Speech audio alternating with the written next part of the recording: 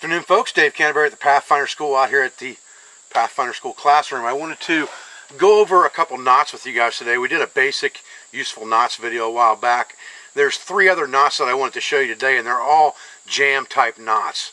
And all of these knots are very useful, and you can really cover a lot of the bases that you need for any knot with these 3 simple jam type knots. So let's go over those today one at a time.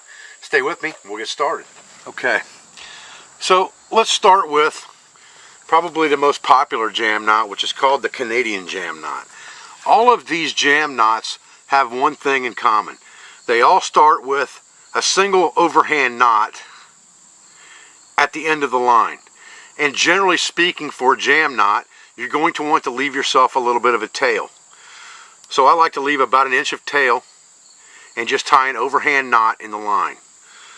So just twist it over, turn an overhand knot in it, and leave yourself some tail and tighten that down.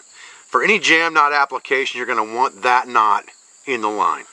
So once you have that, for a Canadian jam knot, you're going to put another overhand knot in the rope just a little ways down from the first one, like this. Then you would take the tag end of your line and you would put it up through the bottom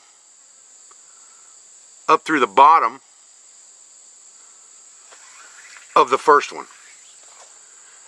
So you've created basically a knot with a loop and a tag knot.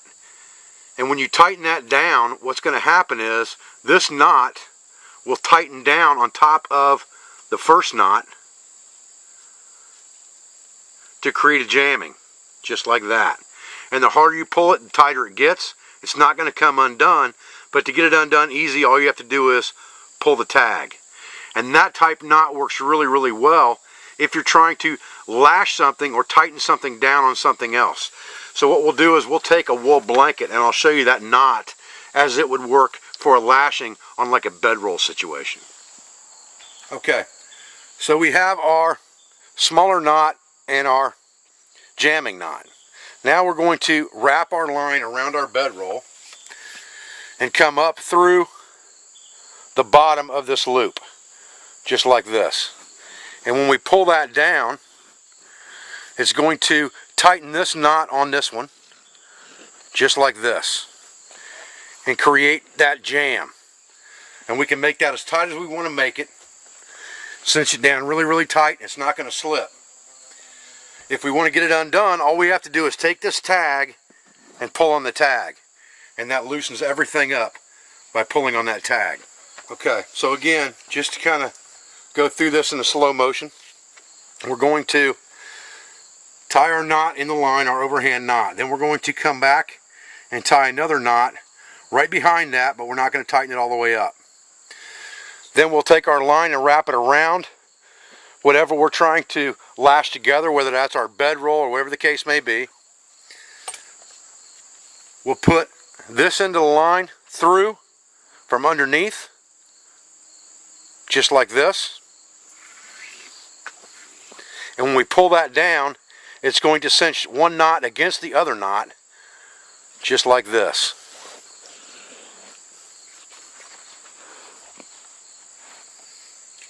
And when we want to get it undone, we simply pull on our tail, and that will release it. And then if we need to get that knot undone, we're just going to have to break its back right here and just break it down to open it up. It doesn't get too awful bad tight. So that's the Canadian jam. And that works really good for bedroll things, lashing things, making a good tight knot right at the beginning like you would a timber hitch or something like that. Okay, the next knot I want to show you is what I call an end of the line loop jam. You're going to start off with the same scenario. You've got your tag end and you've got one overhand knot tied in your line. Now this loop is going to be a solid loop that you can use as a tightening loop like a bowline knot. This would take the place of like an end of the line loop for a bowline. What you're going to do is you're going to decide how big you want your loop and step back from that. You're going to turn the line over on itself and then bring the line up through the loop, just like this. And what's going to happen is when you pull this down tight, you're going to have a jam of that knot. And And when you tighten that down, you're not going to pull this knot through this knot, so you have that loop that's not going to get any smaller no matter how much pressure you put on it. But if I put this line back through it, I can use it for like a ridge line, like I would use a bow line for, and we'll show you that in a minute. Now if I want to get it undone, here's the easy part. All I do is grab this line and the tag and pull, and it pops right out of the line. So it's a very easy knot to untie, where you don't have to fuss around trying to loosen anything up or break the knots back or anything to get it undone. So let's look at this as if we were using it for a bow line around a tree. Okay, so if this were my tree that I wanted to put my ridge line around, I would come and turn my line over on itself, figure out how long I want that loop to be, bring that up through the bottom just like we did in slow motion, bring that through and pull it down, and now I have my self-tightening loop for my ridge line that no matter how hard I pull on this loop's not going to get any smaller, but it self-tightens around the tree. When I want to get that undone, all I have to do is come over here and pull them apart, and it pops it right out, and I'm ready to go. No muss, no fuss, no knots I can't untie, and no cutting my line. Okay, the last jam knot that I want to show you, around here we call the Ohio jam. It's based on a lark's head, and basically it's really good for attaching one line to another line. If you're trying to hang one line from another line, or if you are using toggles for anything, it works really good for toggles. So if you've got a V-notch cut, and again this is a very exaggerated scenario because I want you to see how it works, so I've made everything extra large. I'm using paracord instead of bank line, I'm using a big giant stick instead of a small toggle, and I've cut a big V-notch in here.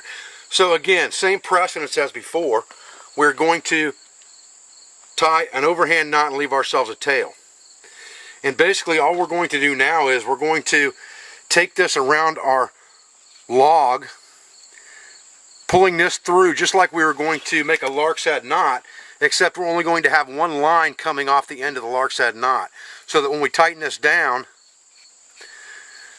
into our notch, we end up with this knot locking in that V, so that no matter how tight we pull it, it can't come undone.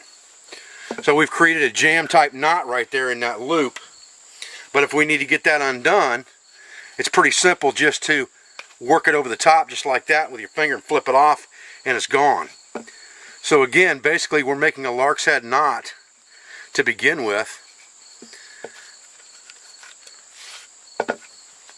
just like this. We're turning it over on itself with our tag. If we were making that lark's head, we'd turn it around this way to tighten it down. I'm tightening it on my thumb now, and I'd move that knot up to where when I pull that down, this knot gets jammed into that V just like that, so no matter how tight I pull it, this knot can't slip. This knot's got the weight on it. There's no way it's coming off. And if I need to get it undone, I can just flip it off there real easy like that. So again, on this big stick, we'll loop it around into our V-notch just like this. We'll pull it through into a lark's head, and again I'm just working the knot down, and when I pull it, it's going to lock that knot into that V in the lark's head right there, and there's no way that can come undone. But if I need to get it off of there for a quick adjustment, like a trap toggle or something like that, or I need to change my position or change the length of my line, it's very simple just to pop that off and the whole thing comes loose. Okay, so let's say we're setting up some kind of a trout line, something like that, where we are going to tie a knot on here, but we may not want to pull our whole line through the knot because we got hooks on there, or whatever the case may be. What we're going to do is we're going to take that line with the knot and just lay it over the line, and we're going to come around this way, in front, around, and down. And that's going to tie that exact same knot, just like that, so that when we tighten it down, it's going to accomplish exactly the same thing.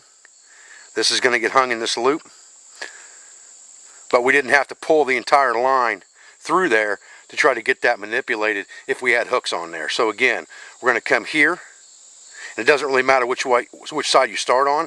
I can come here and I can go behind, around, and back out, just like that.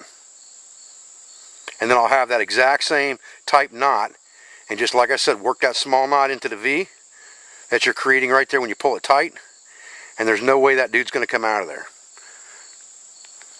Really, really good for a trout line setup as well. Alright folks, I'm Dave Canterbury at the Pathfinder School. I appreciate you joining me today for these 3 useful jam knots.